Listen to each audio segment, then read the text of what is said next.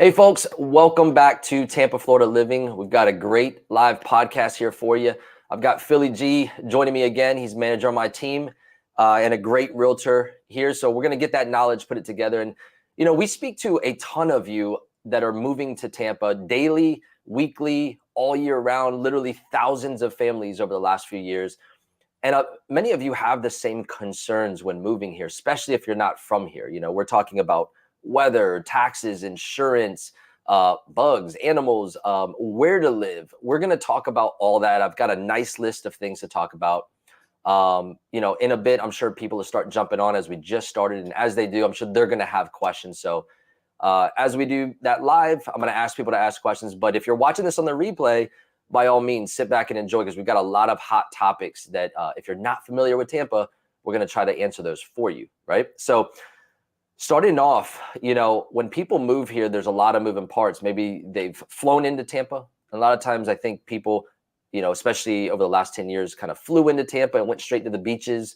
They kind of bypassed Tampa. Or maybe they went downtown, but they're like, man, I really don't know Tampa, even though I've flown in there 3 or 4 times. So that's kind of where it is. It's like, they really haven't experienced it. And there's like, I'm going to move there because I love the idea. And so many people talk great things about it, but I have a lot of question marks still. So right off the bat, I'm waiting for a few folks. So I'm going to jump into kind of an easy one, which is weather concerns, right? Phil, what are some of those weather concerns that you hear when people are kind of, thinking about moving here? Well, I think that's a given, right? Hurricanes. Yep. Always Yeah, we're in Florida. Anywhere in Florida. Anywhere, yeah. So hurricanes. If you move to Florida, just expect that hurricanes are a possibility.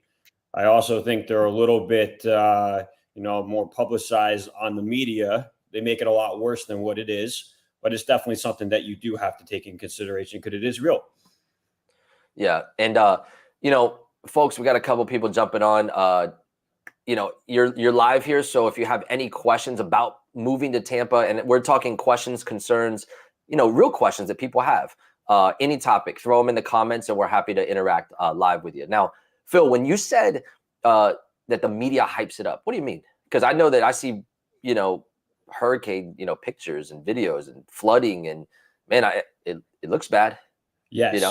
Well, I got to actually tell a story about that because I was watching the Weather Channel one time. I think it was like Jim Cantor, and they were filming outside, and he was blowing around. He couldn't even stand, and the winds looked a lot worse, right? But then there was these people with like little kids walking by in the background, and they were just walking by like no problem. So sometimes they hype it up in that way. That was a perfect case, and also too, weather is always challenging, right? It's unpredictable. So you understand that you have to take the proper precautions.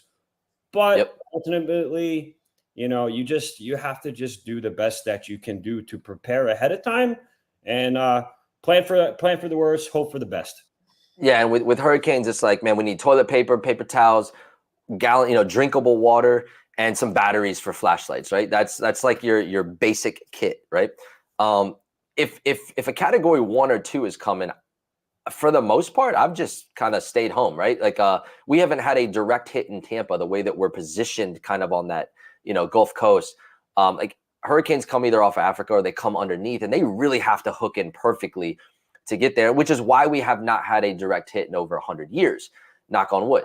Now, that being said, I go back 4 generations in Tampa, and we've never really had to evacuate from a hurricane. So again, knock on wood there, that's pretty good. But that being said, though, if it's ever, they always say hide from water. I'm sorry, hide from wind, run from water, meaning you can't outrun a flood, but usually with like a category 1 or 2, you're good to go indoors. Switching gears though, let's stay on weather here for a moment. Summer heat and humidity. People are like, man, I just don't know if I can handle it. And here's a few things I'll say. Yes, it's humid. Yes, it's hot. And mainly that's like July, maybe the end of June, all the way through the end of like September. October, November, December. To me, an 85 October is a great weather. Gorgeous. I'll take 85 all day long. The 90s is what's hot to me, and the humidity. But you came from Jersey originally. So what was that transition Jersey down to here? Because that's a big shock. I mean, how long did it take you to acclimate? Because that's the biggest question, I think. It's honestly, I mean, with the change of seasons, right? You kind of get acclimatized to all different types of weather. I'm in Florida here. We don't have the fall, right? Yeah. But you still get a fall feeling usually around sometimes between Halloween and Thanksgiving. So, Yep. I mean, it's not much of an adaptation as well because, up north, there's a lot of humidity as well during the summer months. So it's just, again, like little things like having the air conditioner. And then now also, too, they have dehumidifiers in there as well. So it's just something that you have to kind of work around, but it's not really much of an adjustment at all, to be honest. Yeah. For me, I love outdoors. I love the heat. So it's heaven to me. And some people are like, you're crazy. But I live in board shorts and I'll be at the pool, the beach, outdoors sweating. I'm fine with that. Like, I love all that. So, but that's how I grew up. So, switching gears again, folks, we got a handful of you on here. If you have any questions about moving to Tampa, right? Concerns, questions, we're kind of tapping on those right now. Throw them in the comments and we're happy to answer them for you. Jumping into the kind of switching again, animals, creatures, bugs, there's a lot there. I mean, you talk to so many people on the phone and these are real questions. I'm not making them up just because we have them, but people are concerned about alligators. Like they just think that they're walking around on the streets, right? And snakes too sometimes. It's like, yeah, we have all those. But I mean, what's your take on that? Like when you're actually talking to people, what's their concern? I mean, my real response to that is like, if you're going to move to Florida, just like you got to, assume that there's hurricanes and you got to assume that there's going to be alligators. So if you're trying in water, not roaming the streets. Yeah. So if you are scared of alligators, because, I had some people say, I have a dog, I don't want it to get, eaten by an alligator. Well, I feel like you have to go look for the alligator, A, and B, they're going to be around water. So if you're really scared, maybe stay away from your retention ponds, your small lakes, if that is a worry to you. But they're not walking around the street like hanging out with us, though. I've only seen one. I've only seen one in 12 years. So that goes to show that they're not everywhere. You gotta look more then, because I see them all the time. But we just know that you don't go in mucky water. I'm not a gator guy, Adam. I got you. You don't even like the Florida Gators, probably. No. So we've got a comment here. Moving on in 2026, still deciding between the cities. Sarasota would be a good option for a family that loves the beach. Yeah, man. Quick answers. Sarasota is a great city, and yes, they have gorgeous beaches. Longboat, Siesta Key, Anna Maria Island. We also have great beaches here in Tampa Bay with St. Pete, Clearwater, and then 11 beaches all in between that all kind of share that coast. Here's what I'll tell you: when you're trying to figure out which city to go to, it's more important than the beach, unless you're literally going to live at the beach. You might go to the beach once every other week, maybe once a month, because there's so many things to do. But focus on your city. So Sarasota's destination living, you're going to pay more for it. You're also things shut down at 9 or 10 o'clock at night. You're not going to have those, variety of options of things to do there, right? It's just really pretty and you're going to pay for it.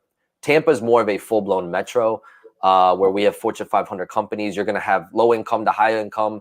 There's concerts, sports, something going on every weekend. It's jam-packed with things. So think about your lifestyle. You can't go wrong with either, but just don't go to Sarasota and expect Tampa living, and then vice versa either. So that's the information I'd give you. All right. I was waiting for a few people to jump on. We've got about 8-9 people on here now. Guys, if you have any questions, just like that last one or concerns, throw it in the comments and we're happy to answer it. But let's jump into the hidden cost of living. So a lot of people move here saying, man, the cost of living has risen. No doubt. It's raised everywhere. And Tampa, we actually feel it a little bit more because of how under the radar we were, pre-2020, pre-COVID, right? Now it's just inflated because we've been put in the spotlight. And now there's some cost of living that people kind of overlook. So taxes. What about our taxes? We were paying, and this is not how you calculate taxes. It's just a quick version. But on the purchase price of your house, we were paying about 1.2%. Now we're up to about 1.5%. The right way to do it is to get the assessed value of your property, and you have to find the millage rate for the area and do that calculation, which is, good luck. Get your TI-81 out or whatever, your calculator. But essentially about 1.5% for taxes, right? The beautiful thing here is that you can homestead your property. You get a 50% deduction on your assessment, and you have a cap on there. So it can only raise, your taxes can only go up once you lock it in after that first year. It can only raise 3% per year. So it doesn't matter if your value now skyrockets 20%, it locks it in at the 3%. Okay. I'll get to this one real quick. Carrie, Tampa, Florida jobs don't pay enough money for living here. It depends. I think it's tough. And I think it's tough because I'm not going to deny that, but I'm also going to give you a different version. The home prices, inflation, the cost of gas, everything went up. And incomes will never go up that fast, right? Incomes will go up, but it's over time. The other thing that we forget is that we look at typical Tampa jobs, and people don't realize that a lot of our jobs in Tampa right now are switching. Like it's just transforming. We have a tech sector. Tech pays a ton. So we talk to so many people that are in tech, and it's not because they're working remote from California. They literally moved here for a tech job. We have a third of all the tech jobs in the state of Florida. So we have a tech sector. Our medical sector is booming. Mm-hmm. We have a lot of military that have decent pensions and decent pay. So yes, the old Tampa, jobs that we're still doing, the hospitality business and stuff, is probably where you're feeling it more than the actual professional jobs. I feel like there's a little bit of a gap there. And that's what I've seen. So we talk to people all the time making 200 plus. And that's where I think the difference is. It's like, man, those are the ones coming in, buying these homes that are $500,000, $600,000, $800,000. And then like the other side of it, it's like, man, I'm just working my server job or my hospitality job. Those are the ones that are feeling a little bit more because they're expecting that same level of living. And I also think, Adam, I also think though too, right, where like in the city of Tampa, it's very, very competitive, right? The area around downtown, it's really insulated. I mean, there's a high demand, but we also have those great suburbs that you can also move out to that have easy access to Tampa, where your cost of living is going to be much less. So there are options in Tampa. It just, again, you might have to drive it just a little bit further, but there's other options. And I mean, here's another version too. It's like, depending on what your expectation is, like everybody wants that turnkey, top of the line, home, apartment, whatever. I mean, I have somebody on our team, not naming names, but they lived in Hyde Park. Very simple. Like people don't realize that there's not Hyde Park, Davis Island. Simple townhomes, simple things that are not brand new. They're old, but he wanted location, right? Now he actually just changed up his lease and went to West Shore area and found a great deal there. And, again, there's things you just got to dig a little bit and got to be open-minded. Do you want location? Do you want top end? It's kind of hard to get both sometimes. So, Carrie, I feel you. But I've seen different versions of that depending on who we're kind of talking to. All right. So going down the hidden costs, we just talked about taxes. Home insurance is definitely a big topic here, and or flood insurance. Home insurance. The quick version of that real quick, and then Phil, I'll let you talk about flood insurance because you have that versus I don't. Yeah. With home insurance, what the quick version is, yes, everything went up over the last few years, and a lot of that was because of fraud, fraud and or a hurricane in Florida, not in Tampa. So, the fraud that was going on is we had a ton of roofing companies knocking on doors saying, I can get you a new roof, and then basically they tie everything up with a lawsuit to the roofing company. And it's more affordable for that insurance company to, basically just pay out to that roofing claim versus paying attorney fees. And once that snowballs, they're like, you know what? I'm out of Florida. I'm out of here. So they leave Florida, leaving less competition, and the price goes up. Well, last year was probably the peak. Okay. And I have a 1970s home, so I'm feeling it a lot more than a new construction home. But, my bill went up, almost doubled. And then this past year, it actually dropped 25% because we've had a lot more of those companies come back into Florida, reducing those prices. Okay. So is insurance higher than it was? Yes. Same with home prices and everything else, which is why cost of living has gone up. but shop it every year. And just know that new construction homes are going to be you're probably half of the cost of, something like mine, which is a 1970s home. Hey, B, yeah, we're up early. So are you, I guess. How you doing? Thanks for joining us. Good morning. So Phil, flood insurance, what do people need to know? Like a lot of people are like, I don't want to live in a flood zone, et cetera. Well, I think there's a couple of topics to touch on with flood insurance. So number one with flood, a couple of things that you got to realize: the closer the water that you are, the more probability that you're going to be around the flood zone. Flood zones have a lot to do with also the elevation of your property.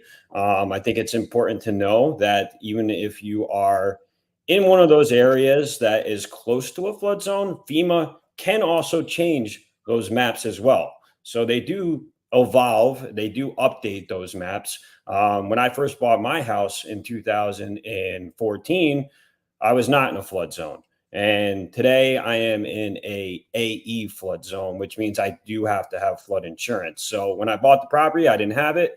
Now I do. So I always look for, there's 3 different types of flood zones we have. VE, which stands for velocity, which is going to be most likely right on the coast, closest to the water. AE will be it's still considered a flood zone, so you're still going to have flood insurance. And then let me tell you guys, when you're in AE, I mean, that middle range, it's anywhere from $450 to $500. So it's nothing to be super concerned over. That's I was saying not necessarily true. It depends on the property, the house, and everything else to cover. But yes, yeah, but it's going to be traditionally in AE. It's going to be less than VE.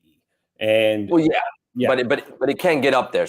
We're talking different size homes and everything else changes too. Right. So it has a lot to do with that. And then also there's the X and the X500, right, which is the 500-year plane, and it has like a 0.02% rate of it flooding. So if you want to stay out of flood zone, look for a zone with an X. All right. So look at the flood map. That's really easy. It's public knowledge. Anybody could do it. And it's not necessarily moving inland, even though that's nice. It's always a little bit safer, but it really matters with your elevation of the base of your property. Because I live on the river and I'm not in a flood zone, but my neighbors are. It just depends on where your street is. I'm sorry, your elevation is. Another hidden cost for some people that are not used to it: HOA and CDD fees. And folks, we have a bunch on here now. So if you guys have any questions, concerns, just want to chime in, throw it in the comments, and we're happy to talk about it live. So HOA, CDD fees, a lot of people don't realize, HOAs are different everywhere.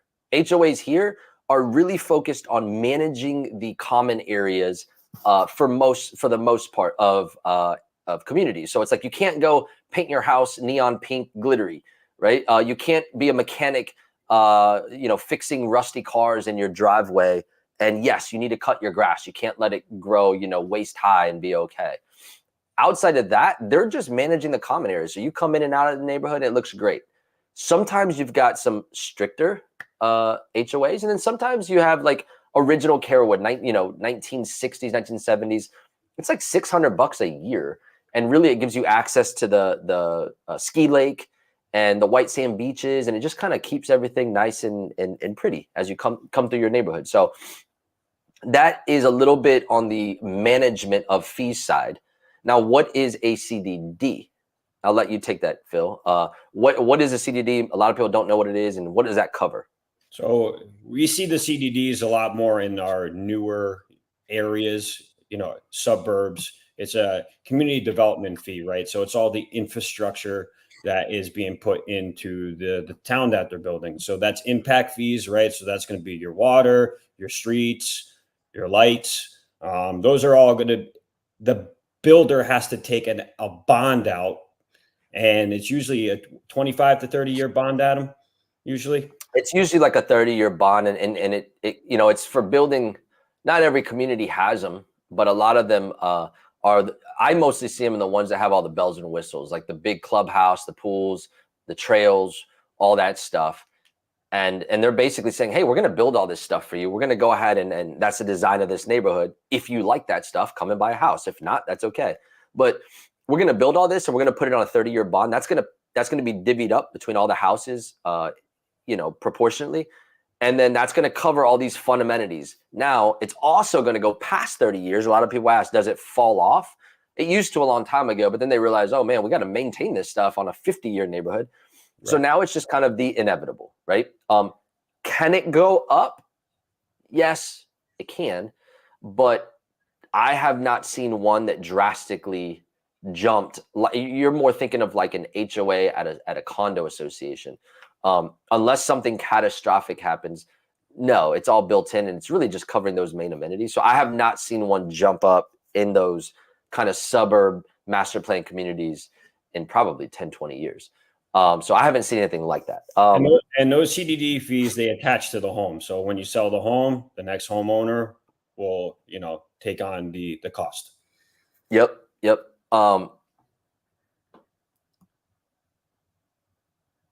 I got a lot of B. You're like blowing me up with a bunch of stuff. You have some kind of question, or you said opportunities are near for investors. Not sure if you deal with investors. Yeah, we do.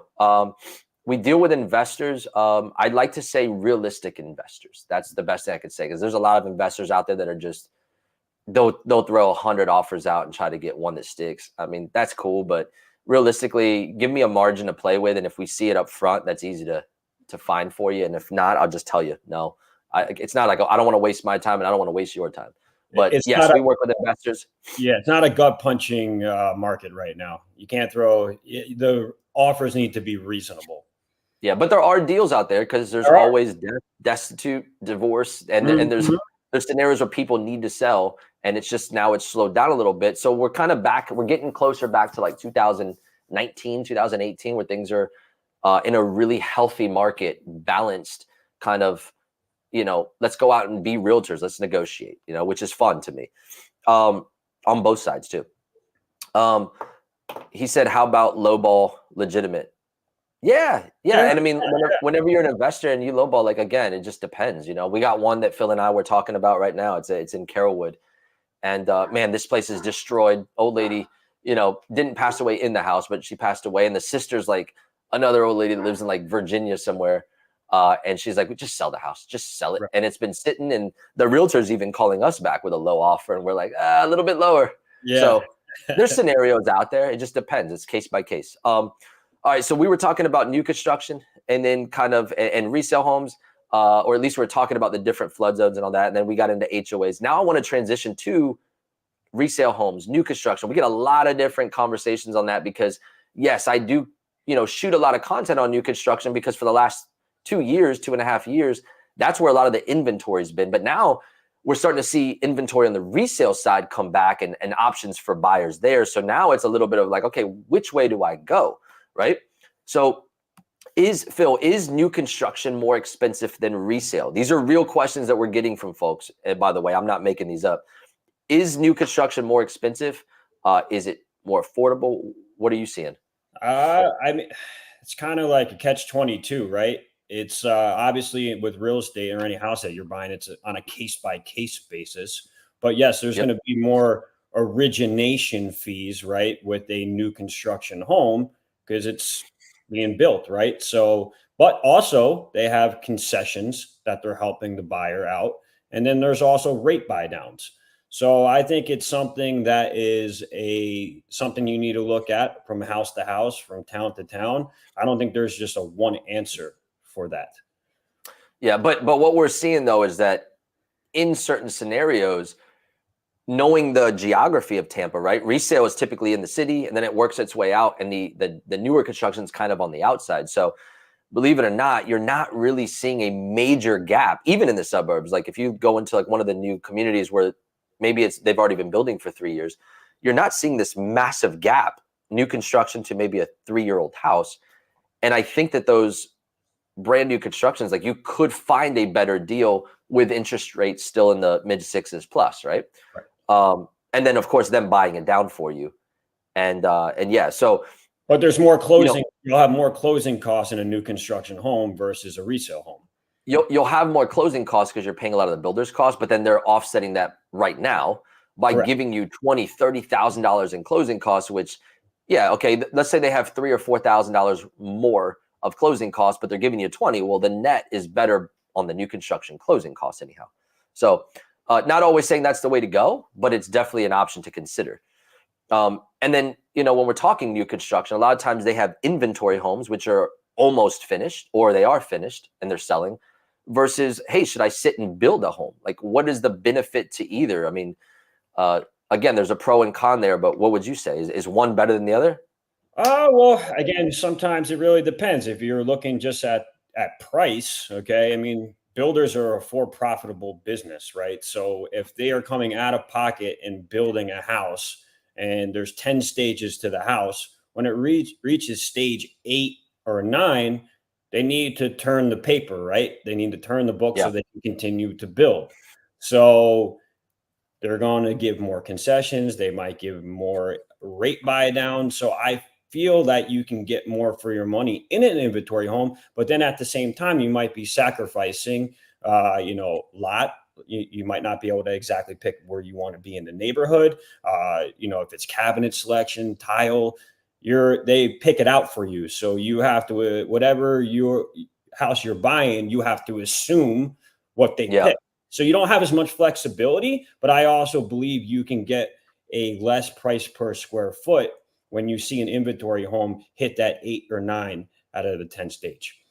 Yeah, they're trying to move it off their books, so it makes Right. sense. A lot of times that's where we'll see a lot of those big incentives, right? Like, hey, we're done with this house in about 60, 90 days. Like, we got to move this thing. Here's some incentives on the back end. And That's my what we're really negotiations are always go a little bit further when it's at that stage 8 or 9, because they Yep. need to get the house sold. Yeah. Now, for somebody that's trying to build, I know yesterday I actually got a call, and I think you got one before that. So this is something that's popping up over and over and over is, can you build a pool? And they mainly ask that because you can finance the pool many times through the build process versus doing it after. Well, then you're footing that bill. So can you build a pool with when you're building a house? And how about an inventory home too? So inventory home, no, you're not going to be No. able to build a home. And let's be honest, a lot of the builders have moved away, mostly from putting a pool in construction, because what was happening is that when you were building the house, right, you have timelines that you have to meet. Again, with the city inspections, and then in order to get a GC clearance, you can't have an open project on the Right. property. So the pool companies, right, they're contracted out. They weren't being able to meet the timelines of the build. So now these builders are holding these houses waiting on an outside third party pool company to finish. So you're kind of seeing them not go away from that, but there are still a few builders out there that still will take that on. Yeah, we were seeing like if a home's only a few months out, it's like, man, the builders are finishing a house faster than the pool company, which is a third party, is finishing the pool. And they're like, we don't want to wait on a pool. We're trying to build a house and sell it and move it off our books. So yeah, I can hear that. Now, are they still allowing you to build a pool though? What if you're building a home? What if you're okay waiting 9 months or whatever that looks like? I've seen some builders. Taylor Morrison, I just made a sale a couple months ago with them, and we built a pool right from scratch. I see it a little bit more in the higher end tier 2 builders. That tier 1 range, it's kind of non-existent at this point. Yeah, and I know Pulte was doing it over at Waterset. That was like one of their big things when they launched it. So yes, we're still seeing a couple builders, but I'd say 10%. Yeah. And another thing that's 10%, let's just throw that number since we're there. Good transition for me, is gas. A lot of people say, oh man, I'm coming from up north. I'm coming from wherever else. I want a gas community where I can cook with gas because, I come from a restaurant background. There's nothing better than gas. And they're like, nope, you have an electric glass top, and they're like, oh man, that's a big change for me. So, what's up with that? Why not gas?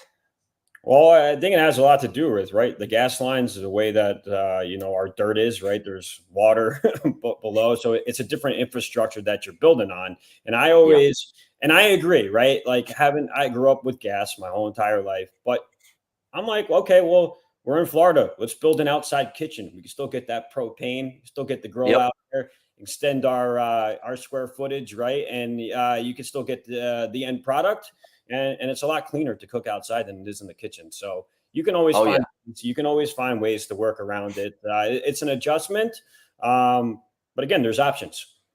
Yep. All right, folks. So we've got a handful of people on here. I've got just a couple more questions on my end. Love to hear from some of you that are live joining us here. So if you have any questions, you want to talk about anything about moving to Tampa, man, just throw it in the comments and we can interact with you live. So Phil, let's kind of like burn through this list real quick. I've got a list of, where to live in Tampa. People always come in, they're like, there's so many options. I don't know where to start. At the beginning of this video or podcast, we talked about, a lot of people fly in and they're like, I've seen Tampa, I've experienced Tampa, but a lot of times I go to the beaches or I was doing something different and I never really got into the neighborhoods. I didn't understand the geography of Tampa. So let's just kind of quickly go through some of the ones they talk about. So Okay. number one, I'm going to start off, right? So if you're a young Yeah. professional, okay, okay, and you're between 18, 35 years old, single, or again, and even in a relationship, and you want to have a lot of action around you, Yep. I'm going to be looking downtown, Channel Side, Hyde Park area. South Tampa would be the highlight, exactly where I would want to be at that age. And also, too, you can also grow into those areas as well. So Now I'm going to throw you a curveball real quick, right? I'm putting myself in at an 18 or 35. I did buy my first house at like 23 or 24. Where was it? What's up? That's what I was going to say is like, I couldn't afford Hyde Park or Harbor Island or downtown. Can you now? Yeah, there's a few lighter condo options, but that's funny, B. Philly giving relationship advice. Love it. Yeah, we're talking more on the young professionals, but yes, you don't want to hear his. It took me a while, but I learned. Yeah, I'm good with the advice now. Yeah, we're gonna turn it into an AM show where he could go into love relationship advice. Yeah. No, but young professional, where am I living? I think all the places that you said are good, and you could probably find some rentals there, right? But buying it becomes a little more tough. So now it's like, okay, well, how do I have access to downtown? How do I have access to those places? Where can I find a home that, realistically, if you're in that range, maybe your starter home, where's that going to be? You're not saying full blown family. You're saying I need a 2-2, maybe a small 3-2. Where are you going to find that with access to those things that's not the suburbs? So I think one of the best areas, it's weird to say, right? Because when I came to this area, it's Ybor City, okay?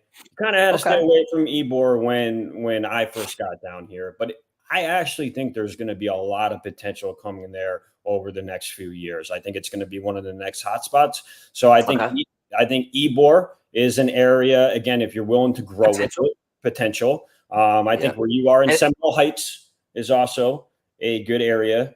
I was going to say Seminole Heights seems to be probably the most popular answer as far as like, I want an area that has its own stuff, but I also want quick access to the Riverwalk, downtown, and all that too. I'd say Seminole Heights, Riverside Heights in there would be probably one of the top answers. Yes. And then I also think Port of Tampa, which is also alongside West Shore. All right. There's some opportunities there. You said Port of Tampa is over by Harbor Island. Port Tampa. That's going to be that's going to be by West Shore Marina District. Gotcha over there. Nice area, good restaurants. It's young. You have that the boat life that you can live there. There's again grocery stores. If I'm a young professional, I would highly consider that area. Yeah, I think an overlooked area is like that. What you could call, it's not Midtown, but it's West Tampa. Yeah. And it's closer to Midtown. All that area is becoming developed, but it's, especially if you can get closer to Del Mabry off of Himes, somewhere in there near the stadium, there's some little pocket, 3-2s, 1,500, 1,700 square feet that, I mean, just a few years ago, I was like, oh man, that's a killer buy. Again, you're going to have to do some love, and fixing up on the home, but that's where I would choose from a centralized location. So those are some good pockets there. Now, some people always say like walkable. I want walkable areas, and I'll just quickly take this one. But we don't have a ton of quote unquote walkable where you can walk out of your house and now you're at everything. We are trending that way as a city. But what I would say is we were up until now, we've been very residential and very commuter friendly. Like everybody needs a car, basically. We don't have that great public transportation. And I know the city is working on it. But if you live downtown, all of downtown at this point is just about, you don't need a car. Anywhere else outside of downtown, you will, but you can walk anywhere on the Riverwalk or downtown or bike. And that Riverwalk is actually getting an extension to the west side over the next year to 2 years, making it 13 miles long, going through West Tampa, down into South Tampa. And so that'll be a massive loop that you'd be able to take, along with the extension of the trolley system if that happens soon. Now, outside of downtown, outside of maybe living near Midtown, West Chase, if you want a suburb feel, is a little bit bikeable, and they have that main street downtown, the West Park Village or whatever, that West Chase Village, that has all the restaurants and all that. And you'll see some people on golf carts, or really biking, depending on where you live in West Chase. That has given people some opportunity, and I don't want to say that's it, but that's a really good one. And Seminole Heights can sometimes give you that too. And Hyde Park, I can argue Hyde Park. Well, Hyde Park, yeah, anywhere near Hyde Park Village. I'm sorry. Yes, Hyde Park Village is probably one of the most walkable with the Village. Yep. You could run to Bayshore. Howard Avenue. Yep, no, that's a good one. Safe areas, I'm going to give you a very general statement because as a realtor, we can't just be like, off of ratings, this is what you say. But not only that, but really and truly, I'm dealing with allergies. Sorry, guys. Safe areas are relevant to the person. I've got some people, depending on where they're coming, they're like, man, that's not dangerous. That's just a person looking a little whatever. And then some people are like, oh my God, I'm not going there. So I always say, look around at your surroundings. We don't have a lot of gated communities in the suburbs for a reason. They just don't have that like violent crime trend, Look around in the city, anywhere in the city, you're going to find good and bad spots, even places that are like hot, South Tampa, where it's like, man, this street looks great. And then this street is just old and it looks kind of ran down. Doesn't mean it is, but safety is, you can tell a place that's a little bit questionable versus a place that's like, oh, this is safe. What I will say is I go with my wife to downtown, 10, 11 o'clock at night. We're in downtown, walking the Riverwalk. Never really felt unsafe. I've lived in suburbs. I've lived in the city. I don't know. Overall, I feel pretty good here in Tampa. And I was born and raised here, and I choose to raise my kids, if that tells you anything. So, and I think one thing, a lot of our people, they come in, they're only here for a couple days, a week, or whatever it is. My biggest advice that I give, if you really want to get a vibe for your area, go to your local Publix, go to your Home Depot, check out the gas stations. You can get a really good idea of that area just based upon the people that you see in those stores. It's been very helpful. Yeah. It's been very helpful to a lot of my clients if they just need to get an overall view in a nutshell. Yep. Gabriel, he said, noticing a lot of first-time home buyers are gravitating more towards Riverview, Brandon, as they can get more home for the money. Thoughts, opinions, pros and cons. Yeah, man. So Brandon, Riverview has always been a little bit of a win for people that want a suburb feel, but they want to be 20, 25 minutes away from downtown or back into the city. It is the closest newer suburb for that. That being said, it's also has probably one of the worst infrastructures as far as traffic. So depending on how far off the interstate you're living, you're going to get that too. And it was built, way back when. It was like just a flood of affordable builders, Lennar, D.R. Horton, et cetera. And renters loved it. Investors that would use them as rentals loved it. So that's the con. Mm-hmm. The pro is, it's closer.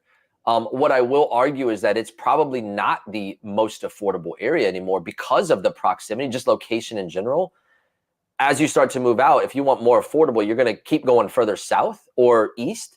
But south, you've got Apollo Beach, which is more affordable. You've got Ruskin, Waimama. You just keep going down that list, right? And you'll find more affordable than Riverview, and it might only add 10 minutes. The other thing I'll notice is let's talk about Wesley Chapel, which is one of the most popular, right? As far as just activity and things to do. That's only going to be maybe 10, 20,000 if we're talking apples to apple, the same home, same builder like D.R. Horton.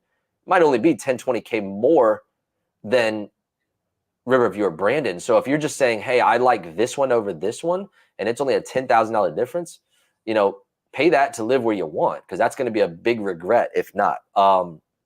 So pro and con, man. I think area is a good one. I think price point, it's not much cheaper anymore just because it's easier access, but there's nothing wrong with it. If I took 10 people to Wesley Chapel and to Riverview in Brandon, it'd probably be about a 70-30 split, 30 to Brandon Riverview. So it's, there's a lid for every pot. It's one of those areas where if you're traveling like 5 miles, it could take you a half hour during rush hour. Yeah, B said, remember in the city, neighborhoods change quickly. If you don't like that, go to the suburbs, go to Wesley Chapel. Yeah, that's exactly kind of what we were saying. There's more variety in the city, and it's kind of like built on a grid where everything's flowing in and out. If you want more of like a planned community or a planned setting, then yes. And Gabriel, thanks, bud. And thanks for chiming in. Anybody watching right now, chime in. We're talking about concerns with people that are moving to Tampa, Florida. A lot of times there's questions, concerns. We've already gone through a lot of it as far as weather and, things like that. But if you missed it and you have a question, please throw it in and we'll answer it live here. Only got a few more. We were talking about where to live in Tampa, all the questions that pop up from that. Since we were talking about Brandon and Riverview, what are some of those suburbs near Tampa? So we just talked about Brandon and we talked about Riverview. And I think it's to really narrow that down, some of the things that we go through, the thought process is, well, Tampa's kind of like a square in a way, right? It's like you have downtown on the bottom eastern side, right? And then on the bottom western side of that square, you're going to have airport and the bridges that take you over to the beaches. And then if you want to go further down, you got a lot of people that, need to work at McDill, and they're like, how the hell do I get down there? So we're always thinking like, well, what's more important, the airport and the beaches or downtown, et cetera? So that's the first question, because now that helps us understand where you're getting to.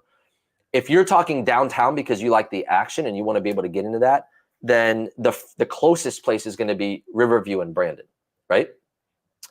The next closest, and we're talking newer construction, right, is going to be, because I'm going to talk established neighborhoods in just a moment, but newer construction, then I would go to Wesley Chapel, because Wesley Chapel is right off 75 and that drops you into downtown. That's about 35 to 40 minutes, depending on where you live. And if you want to go equal distance, you can go down to Apollo Beach. Waterset has a great community, or is a great community. And that's about same distance, just south, and a little bit more bang for your buck if you need that. So those would be those. Now, if you're saying, what about, the airport and the beaches? You don't really need downtown. Then I would switch gears. I would go right up the Veterans Expressway. I would look at West Chase if you want established. You can go up to Lutz. That's right off. Oldsmar. Or you can keep going. Well, you can go Oldsmar if you want to go out that way. Yeah. But if you keep going north up the Veterans, you're going to have Land O'Lakes or Odessa at the top there. And, communities like Angeline, which is sprouting up with the Moffitt Cancer Center, investing in there and all that stuff. Just really good pockets and places to live. But again, I would start with, what do you need access to? You don't want to live in Wesley Chapel if you're driving to the airport across the city every day, and vice versa. You don't want to live in Odessa if you're driving to the downtown Tampa every day, because there is no X across the city. You got to go around that square that I was saying, right? So it's kind of how I figure, like, how do you feel like the best, like suburbs near Tampa? Now, do you have a list? I'm actually doing this video this weekend, guys, so pay attention to that. But it's like top 5 established neighborhoods or established areas to live. And that could be not new construction, but established, being older, time tested. Phil, does anything pop in your mind? I want to see if you're on the same wavelength as I am. For established neighborhoods? Yeah, that is time tested. And it can be big, small. But when I think of well-established, I'm talking schools, things to do nearby or in the community. Palmacia, Eric. Palmacia is mine. Okay. Do you agree? Why does that check off all the boxes? Plan High School. There's walkability there. It's obviously been around. It's one of the originals, right? It's in South Tampa. Yep. It's safe. It's developed. It's basically pricey. It's pricey. You got the country club. There's just so many options there. I would say like that is just perfectly landscaped for a great quality of living. But you're going to pay for it. But you're going to pay for it. Yeah, I got 2 that'll be more middle range. Okay. Like, middle to high end. I'm going to say, like, you'll never have affordable and most well-rounded established in the same, I don't think, in the same a little hard answer. I've got a few there. Like, if you wanted a little bit more affordable, then it would be like Northdale area and part of Country Place. Okay. That's north of Carrollwood and all that, but that's going to be because some of it sneaks in the Steinbrenner district high school. But if you wanted middle range, has everything. West Chase. So I'm going to take it back. I'm going to hit West Chase, but Carrollwood was king of the castle as far as 1960s, 1970s, all the way up to the 90s. They were probably the premier Tampa's original suburb, just 10, 15 minutes north of the Raymond James Stadium. Easy to get really both areas because it's central off of Del Mabry, right? The only thing that Carrollwood's lacking is like A-rated schools. Like, do some people still go to schools? Yeah, but some people with kids look to like charter schools or private when they live there. So all of a sudden in the 90s comes along West Chase. West Chase came along, and right now, if you look up their rankings, they are the #1 suburb in the state of Florida on 3 different websites. So, and I believe it, I feel like they kind of took the crown from Carrollwood a little bit. It's the most well-established, has the great schools, has, it's pristine when you walk in there. They have the golf course. They have the downtown area that gives that walkability. So I would say West Chase for families. It also gives you easy access to the bridges and into the city, and it has all the amenities nearby. Is it perfect for everybody? Absolutely not, right?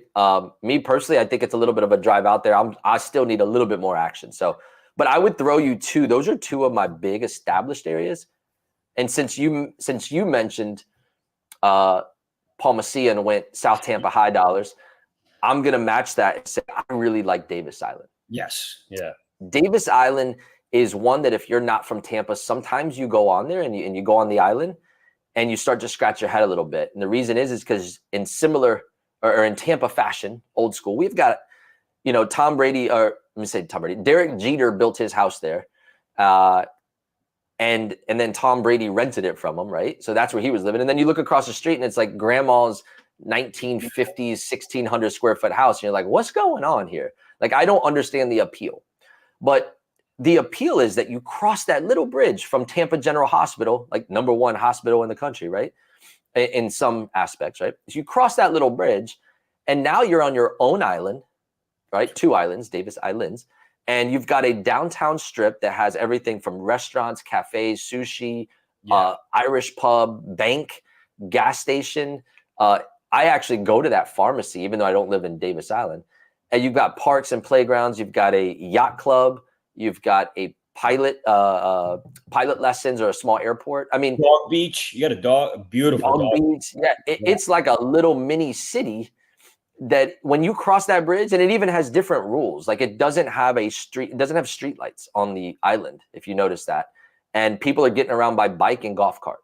And so everywhere. And I feel like when you go across, it's like park the car. It's like, man, that's what I feel like when I go to Anna Maria Island on vacation, right? It's like, it's just a different world. It's slower pace. And the funny thing is, you look a few miles away and you're like, oh, there's downtown, there's Bayshore. Like, you can cross that little bridge and you're back in the city. So to me, that's the appeal of just a unique community that has everything you need if you can get in there with price point.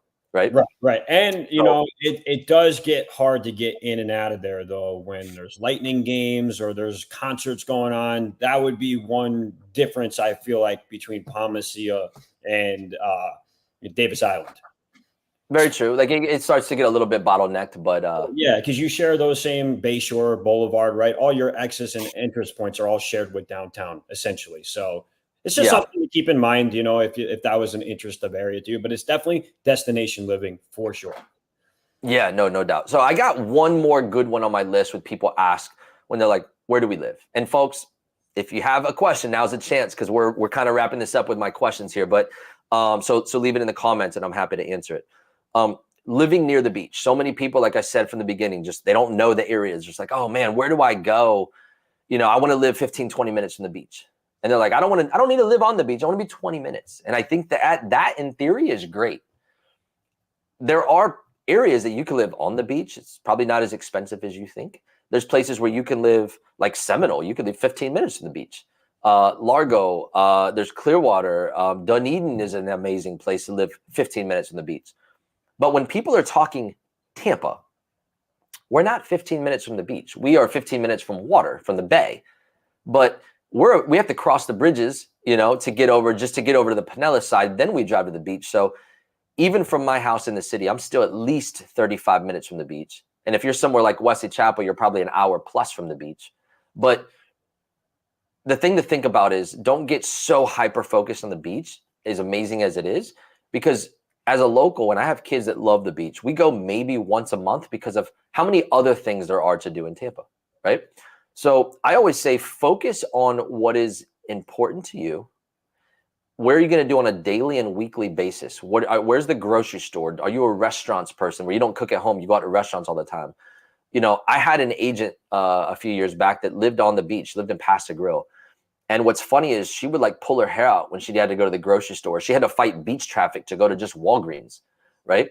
She's like, man, I love living here when I want to unwind, but it's more of like when I have to do the things that I have to do on a daily basis, it's miserable because I'm just fighting touristy beach traffic, you know? So, you know, really think about that when you're trying to figure out where to live. If you're not going to the beach more than, you know, if you're going every week, then yes, 20 minutes, let's talk about that. But if you're going once a month, I just don't know that it makes sense. It's like focus on the things that you really, really need. It's funny, Adam, because I have friends that live on the beach, but then they can't wait for winter. Just because there's not as much traffic, not as much tourism. So, you know, you're paying for this beach property in this beach town and you can't wait till winter comes. So yeah, it's a really fun you're making me laugh today, man. Is Philly a high roller at the Hard Rock? Ask Adam that question. I had to sign my tax form. I had to sign my tax form last time. Yeah, we have fun at the Hard Rock, man. We play together in a certain way, and we do well, man. I don't know. We have a great time at the Hard Rock. I want to hang out with B. I want to hang out with B. Yeah, B sounds like fun. Yeah. All right, folks. Thank you for jumping on. We're wrapping this show up. We had a ton of questions that you guys, you know, always ask that we hear from you guys. You know, it's one of those things where there's not a perfect answer. It's case by case. So reach out to us if you're thinking of moving to Tampa. If you need help planning that transition from wherever you are, if you already live here and you're still trying to figure out, man, where's the perfect area to live? Reach out to us. We're happy to help you understand the different concerns, answer your questions, because once you're knowledgeable, then it's easier. You gain some clarity and it's easier to, you know, understand, like, is Tampa for me? Because it may also not be for you. So reach out to us. Our team would love to help and be your local real estate resource of choice. Until that next video,